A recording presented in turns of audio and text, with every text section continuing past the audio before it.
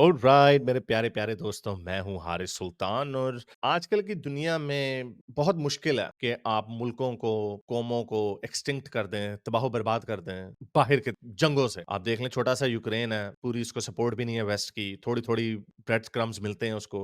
लेकिन रशिया इतनी बड़ी जो ताकत है, यूक्रेन के ऊपर कब्जा नहीं कर पा रही। अफगानिस्तान के ऊपर अमेरिका ने हमला किया, तालिबान को हटाया, नहीं हटा सके। 10 साल 20 साल हुकूमत की, उनको यानी उनके ऊपर चेक रखा। हुकूमत उस तरह की कॉलोनियल पावर नहीं थी वहां पे, डेमोक्रेसी को लाने की कोशिश की लेकिन नहीं हुआ। अफगानिस्तान, अफगानियों ने जैसे हैं वो वैसे ही रहे। तो कौमों को खत्म करना आजकल जंगों से तकरीबन नामुमकिन है। लेकिन ऐसा नहीं है कि कौमें खत्म नहीं होंगी, क्योंकि आजकल के जमाने में जंगों में इसलिए लोगों को, कौमों को खत्म नहीं किया जा सकता, उनको रीशेप किया जा सकता है, जो कि सेकंड वर्ल्ड वॉर के बाद जर्मनी को किया। उनको खत्म इसलिए नहीं किया जा सकता क्योंकि आपको फिर सारे जो इंसान है उनको खत्म करना पड़ेगा, जैसे चंगेज खान अगर करता था, पूरा पूरा शहर बर्बाद कर देता था। इसीलिए चाहे जितना मर्जी हमास को मार लो, इसराइल जितना मर्जी हमास को खत्म कर दे, जो आइडिया है जब तक फलस्तीनी अवाम जिंदा रहेंगे, उनके जहनों में ये बात बैठी होगी कि नहीं, हमारे मुल्क के ऊपर कब्जा हुआ है, नाहक है, तो वो लड़ते रहेंगे। तो कौमों को खत्म करना तकरीबन नामुमकिन है आजकल के जमाने में, क्योंकि हमने ह्यूमैनिटी के स्टैंडर्ड्स ऐसे बना दिए हैं कि कोई हुकूमत इस चीज की इजाजत नहीं देगी, कोई दुनिया इस चीज की इजाजत नहीं देगी कि आप लाइन में खड़ा करके सारों को मार दें। ऐसा दूसरी जंग अजीम में हुआ, हिटलर ने कोशिश की, इसी वजह से हिटलर को सबसे ईवल कहा जाता है। वरना आजकल की दुनिया में ऐसे नहीं हो सकता। अफगानिस्तान के ऊपर 5 न्यूक्लियर बम गिरा देता अमेरिका, तो पूरा अफगानिस्तान खाली हो जाता। लेकिन ऐसा वो कर नहीं सकते, ऐसा करने की इजाजत नहीं दी जा सकती। ज्यादा से ज्यादा ये किया जा सकता है कि हुकूमत को, रिजीम को चेंज किया जाए, दूसरी रिजीम को लाया जाए। लेकिन अगर वो रिजीम पॉपुलर नहीं है तो नहीं है, लेकिन मुल्क चलते रहते हैं। पाकिस्तान में भी ऐसा ही चक्कर है कि इसको वैसे तो नहीं खत्म किया जा सकता, कोई एक्सटर्नल पावर ऐसी नहीं है। लोग तो कहते रहते हैं ना जी, यहूदी साजिश, अमरीकी साजिश, ये वो, तालिबान। कोई पाकिस्तान को खत्म एक्सटर्नली नहीं कर सकता, लेकिन इसका मतलब ये नहीं है कि पाकिस्तान खत्म नहीं हो सकता। आजकल जितने मुल्क अगर खत्म होते हैं ना, वो इंटरनली खत्म होते हैं। पाकिस्तान का मतलब क्या है? ला इलाहा इल्लल्लाह मोहम्मद रसूलुल्लाह नहीं। पाकिस्तान का मतलब है एक नजरिया, एक सेट ऑफ आइडियाज, जिससे हमने 24 करोड़ लोगों को रूल करना, उनको गवर्न करना। इस आइडिया के अंदर मजीद छोटे छोटे आइडियाज निकलते रहते हैं। जैसे जब पाकिस्तान बना तो इन्होंने बहुत सारी वैल्यूज जो है इनहेरेंट की ब्रिटिश स्टाइल से, ब्रिटिश कॉमन लॉ। वो साथ ही इंडिया भी था, वही पीनल कोड था। उन्होंने उसके अंदर रिफाइनमेंट की, थोड़ी सी अपनी चीजें डाली, हमने भी थोड़ी सी अपनी चीजें डाली। हमने क्या डाली? हमने इस्लाम बीच में डाल दिया। उसका नतीजा ये है, देखें आज गुस्ताखी के नाम पे मुसलमान भी डरता है, चाहे बरेलवी हो या जो मर्जी हो, वो गुस्ताखी के नाम से डरता है। वो उसको पता है कि वो रगड़ा जाएगा। तो हर चीज पाकिस्तान में ऑपोजिट डायरेक्शन में जाती है। लेकिन ये वैक्यूम में नहीं हुआ। एक सोच है जो आपको कहती है कि हमने 1400 साल पहले जाना। कंस्पिरेसी थ्योरी, कॉन्ट्रेरियनिज्म, इनको पूरी दुनिया के सबूत चाहिए कि यहूदी कितने मरे, 60 लाख मरे या 6 लाख मरे, ड्रामेबाजी की, इनको वो सारे सबूत चाहिए। लेकिन अपने मजहब के ऊपर इनको कोई सबूत नहीं चाहिए। और ये कुछ बांदर नई जनरेशन में निकले हैं, जो आपने 2 बांदरों की शक्ल देखी होगी थंबनेल के ऊपर, उनके ऊपर बात करना मैंने सोचा है कि अब दूसरे को भी रगड़ना शुरू कर दो, क्योंकि ये इतनी मिस इन्फॉर्मेशन, इतनी कंस्पिरेसी थ्योरियां फैलाते हैं कि जाहिर बात है फिर उसके रिजल्ट में जो अवाम निकल रही है, जो उनकी सोच है, जिस तरह वो लोगों को मारते हैं, जिस तरह उनकी अकल जमीन खड्डा खोद के उसके भी अंदर नीचे चली गई है, तो उसकी वजह है कि इस तरह के लोग जो हैं वो पॉपुलर हैं। तो ये वीडियो वायरल हुई, तो देखिए जरा मौसूफ वीडियो में कितनी जबरदस्त अजीमुल शान बातें कर रहे हैं, जरा देखिए। मैं एक छोटी सी एग्जांपल और दे दूं just for the curious minds. Mayans 24 घंटे में गायब हुए हैं प्लेनेट अर्थ से। जी that's it's proven, it's not like कि मेरी कोई ओपिनियन है। 24 घंटे अच्छा, मेरी ओपिनियन नहीं, औरों की ओपिनियन है। किसकी ओपिनियन है जरा बताता हूँ आपको भी। में पूरी पूरी सिविलाइजेशन ऐसे करके गायब हो गई। और उसकी कहां क्या मिला? उसका स्पेसशिप की मैप्स मिली हैं।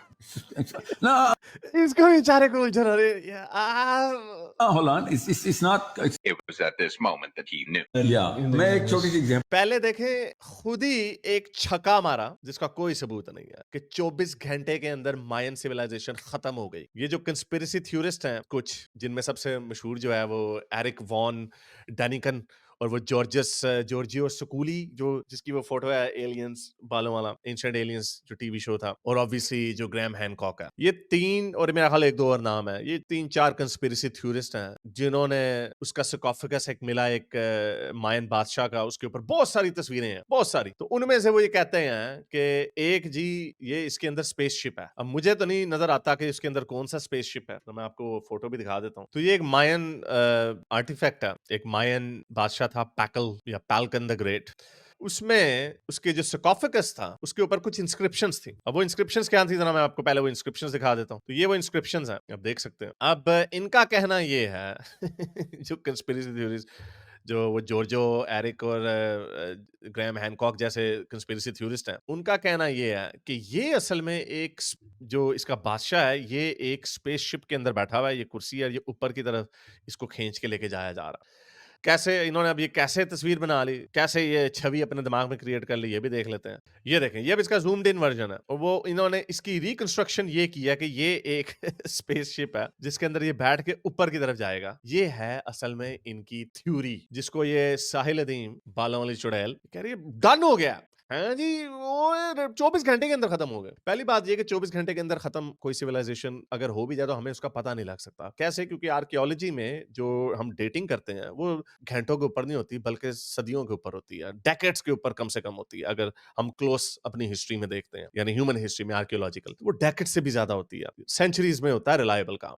तो इसीलिए कहा जाता है 8वीं या 9वीं सदी में 800 टू 900 एडी, यानी उस मायन पीरियड को कहा जाता है क्लासिक पीरियड। वहां पे सदर्न लोलैंड्स थे, बहुत सारी, ये इस वक्त पीक थी मायन सिविलाइजेशन की।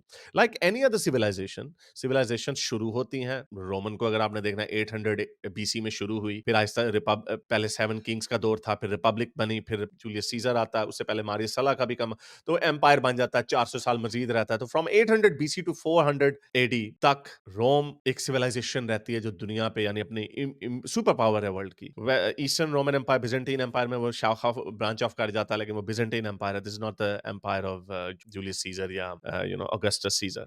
तो उसके अंदर ऊपर नीचे आते हैं। तो ये 800 टू 900 एडी, 8वीं से 9वीं सदी, इसको क्लासिकल मायन पीरियड कहा जाता है। फिर उसके बाद आता है पोस्ट क्लासिक पीरियड, जो युकाटैन पेनिनसुला जहां पे आके एस्ट्रॉइड गिरा था, जिसने 65 मिलियन कहा जाता था ना, 65 मिलियन ईयर्स अगो डायनासोर्स खत्म हो गए। अब वो डेट रिवाइज करके 66 मिलियन ईयर्स अगो कर दिया गया, बिकॉज अब क्योंकि हम ज्यादा पुरानी हिस्ट्री में जा रहे हैं, इसलिए वहां पे विंडो जो है 1 या 2 मिलियन साल का भी गलती हो सकती है। तो आर्कियोलॉजी में कोई आर्कियोलॉजिस्ट, कोई दुनिया का साइंसदान आपको ये नहीं कह सकता कि एक सिविलाइजेशन 24 घंटे के अंदर खत्म हो गई। कह ही नहीं सकता। हमारे पास ऐसी एबिलिटी ही नहीं है। अगर हो भी गया हो तो वो ये कह ही नहीं सकता।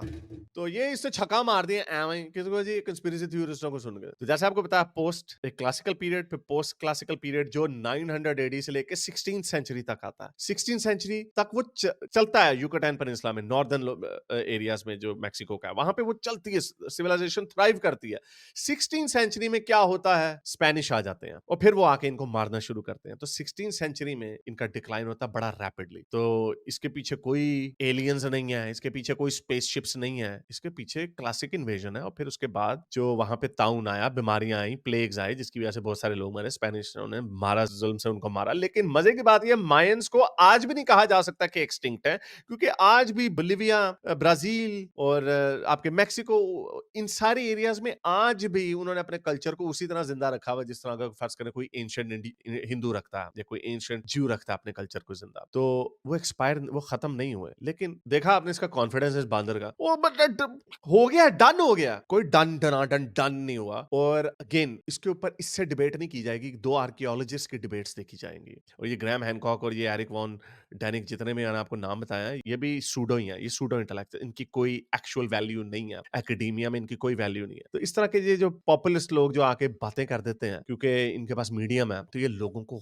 जहालत की तरफ लेके जा रहे हैं। क्यों? क्योंकि ये कंस्पिरेसी थ्योरिस्ट है। ये जितना एविडेंस इसके अंदर ढूंढते हैं ना, जरा अपने ये पोर्टलों में ढूंढ ले, जरा ये जो उड़न खोते शोते हैं, इनके अंदर जरा इतना एविडेंस ये डिमांड कर ले, ये 1 मिनट में एथियस्ट हो जाएगा। लेकिन नहीं, क्योंकि ये अपने जो कॉन्ट्रेरियनिज्म है ना, ये उससे भी लॉयल नहीं है। ये वेस्टर्न एकेडेमिया के ऊपर कीचड़ इसलिए उछालते हैं क्योंकि ये समझते हैं कि हमारा जो निजाम है, इस्लामी निजाम, वही सही है। इसलिए जोन सा भी निजाम काम कर रहा है, हमने उसकी धज्जियां उड़ानी है। और ये केला बांदर नहीं है। अगला बांदर मैं आपको दिखाता हूं। अब आते हैं दूसरे बांदर की तरफ। जरा देखिए, अगेन ये वही लोग हैं जो आपसे बड़ी डिटेल में एवोल्यूशन की डिटेल में जाएगा। वही जो क्वैक्स हैं, उनकी बातों पे पूरी थ्योरी ऑफ एवोल्यूशन को डिबंक करने की कोशिश करेगी पूरी दुनिया के एकेडमिक्स एक जगह पे। और ये और इसके ये अगेन इसका अपना नॉलेज नहीं है, जो क्रिश्चियनिटी की बेस पे उनके आर्गुमेंट चोरी करके लगा देंगे। वाई? क्योंकि इनको जेलसी, जलन है कि जो वेस्टर्न साइंसेज हैं या जो मॉडर्न साइंसेज हैं वो काम करती हैं, वो हमें जहाज देती हैं, ऊंचे स्काई स्क्रेपर्स देती हैं, इनके पास कुछ भी नहीं है, उड़न खोते गए और कहानियों के अलावा कुछ भी नहीं है। तो जरा देखिए इसकी नई बोंगी। किस ये एक तो है ना जो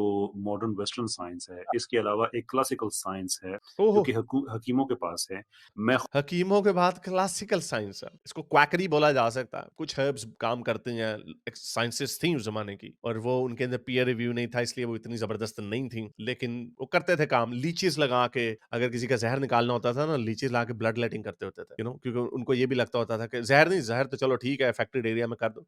उनको ये लगता था कि हम अगर ये काम करेंगे तो जो उसके अंदर बीमारियां वो सारी खून के साथ निकल जाएंगी, लेकिन उनको ये नहीं पता कि खून के साथ बंदा भी मर जाएगा। तो इस तरह की क्वैकरीज होती थी। अगेन मैं उनको दोष नहीं दे रहा, हमारे इंडिया में, पाकिस्तान में और टर्की में बहुत उनके सर्जिकल इंस्ट्रूमेंट, चाइना में सर्जिकल इंस्ट्रूमेंट्स मिले हैं।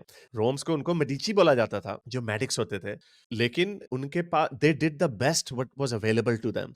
उनके कुछ तरीके चल जाते थे, कुछ नहीं चलते थे। मॉडर्न साइंसेस ने आके ये लेवल जो है आसमान पे ले गए कि अब आपकी टांग काटनी हो ना तो आपको अपनी आंखों के सामने अपनी टांग को कटते हुए आरे के साथ नहीं देखना पड़ता। अब आपको अगर कोई बाहर से कोई आ गया, वो ताउन ले आया, तो आप मरते नहीं है उसकी, स्मॉल पॉक्स से नहीं मरते, पोलियो से नहीं मरते। ये मॉडर्न साइंसेस ने दिया। हकीमों बेचारों के पास, again I am not denigrating them, उनके पास ऐसी कोई चीज नहीं थी। तो 20% औरतें तो वैसे ही बच्चा देते हुए मर जाती थी until the advent of modern sciences. तो अब ये अगेन इसको इससे कोई लेना देना नहीं। इसने वेस्ट को या हर चीज को उसने बुरा कहना, चाहे वो सेक्युलरिज्म और डेमोक्रेसी हो, जहां पे ये लोग थ्राइव करते हैं, ऐसी बांदर जैसी शक्लों को उन्होंने अपने मुल्कों में आके, नेदरलैंड इतना खूबसूरत मुल्क, उन्होंने इस तड़कोने को अपना पासपोर्ट दे दिया। चाहे उनकी इजादात से, उनके नजरियात से इस जैसे बांदरों को फायदा क्यों ना हो, इन्होंने फिर भी उनकी जड़ें काटनी है, इन्होंने फिर भी उनके खिलाफ भौंकना। व्हाई? बिकॉज ये दिल की हसद है कि हमारा जो एक सहराई नजरिया, मजहब जो है, वो दुनिया पे काबू क्यों नहीं हो रहा। वो कभी भी नहीं होगा, क्योंकि उसके पास कोई गिदड़ सिंगी है ही नहीं। उड़न खोते, चांद के 2 टुकड़े और ये चीजें पेट में बच्चे की अल्लाह ने नसीब लिख दिया वगैरह वगैरह, उन्होंने क्या इजाद करना, वो कभी भी नहीं आगे जाएंगे। तो इन्होंने जल जल के मर जाना। जरा सुनिए इसकी अगली बात। खुद ऐसे वाकयात से वाकिफ हूँ कि हकीम हजरात दवाई ऐसी दे देते हैं कि वो जो है वो अपना कि आपको बेटा होगा या बेटी होगी, and it mostly works. And it mode यानी कह रहा है पाकिस्तानी हकीमों के पास ऐसी गिद्दड़ सिंगी है कि वो आपको बता देते हैं कि लड़का होगा या लड़की होगा। अगर ऐसी गिद्दड़ सिंगी पाकिस्तान में होती ना, तो पाकिस्तान में एक भी लड़की नहीं होती थी, क्योंकि सारे माँ बापों ने जाना था उन्हीं हकीमों के पास कि हमें बेटा दे दो, क्योंकि पाकिस्तान में लोगों को बेटे की ख्वाहिश है। और थर्ड वर्ल्ड कंट्रीज में होता है, ऐसा चाइना में भी हुआ, ऐसा इंडिया में भी हुआ, पेट्रियार्कल सोसाइटीज में अनफॉर्चुनेटली ऐसा होता है। तो अगर ऐसा होता ना कि हकीम के पास कोई दवाई है जिससे, हकीम एक ही काम के लिए अच्छा है, मेरा ख्याल राजा साहब जो है ना उस काम में हकीमों के फैन है। अल्लाह अकबर। तो अगेन अब इसका बदला क्या जवाब दे? कुछ भी नहीं है इसके पास। अभी पीयर रिव्यू दिखाओ। अगर ये नहीं, ये क्या बात हुई कि कभी कभार वो चल जाता है, कभी कभार तो हमें वैसे भी पता है कि लड़का होगा या लड़की होगी। ये तो हमें भी पता।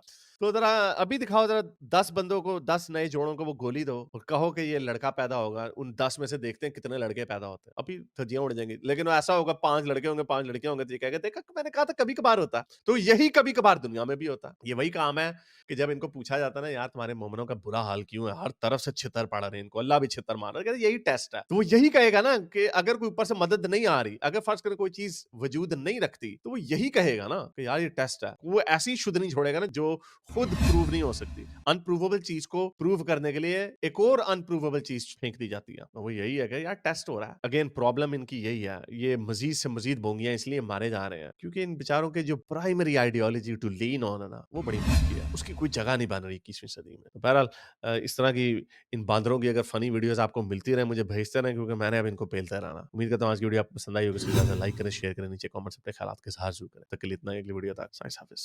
अगर आपको मेरी ये वीडियो अच्छी लगी तो मेरे चैनल के मेंबर बनिए, पेट्रन बनिए, या फिर आप मुझे बाय मी या कॉफ़ी में भी सपोर्ट कर सकते हैं।